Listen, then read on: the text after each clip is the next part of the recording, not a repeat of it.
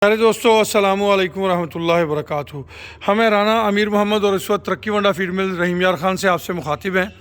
प्यारे दोस्तों, तरक्की वंडा फीड मिल के अंदर टॉप लेवल की काफ starter feed, grower feed, fattening feed, कुर्बानी फीड, मिल्किंग एनिमल्स के लिए फीड और बकरा फीड तैयार की जाती है। इसके साथ साथ अनमोल आजमा मसाला सुपर प्लस भी तैयार किया जाता है। ये गाड़ी 3 दोस्तों की तरफ जा रही है, हबीब साहब गुजरात, कैसर साहब डिंगा, तसव्वुर साहब डिंगा।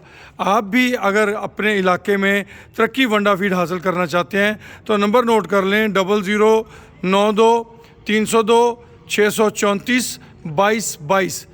तरक्की वंडा फीड मिल रहीम यार खान में इस वक्त जो भी फीड्स तैयार की जाती हैं उनका मेयार बहुत आउटस्टैंडिंग है और अल्हम्दुलिल्लाह तरक्की वंडा फीड मिल अपने कस्टमर को एक आला मेयार की खुराक तैयार करके देती है जिसके उसके जानवर जो हैं वो सेहतमंद रहें, मिल्क प्रोडक्शन बढ़ाएँ, मीट प्रोडक्शन बढ़ाएँ और उसको फ़ायदा हो।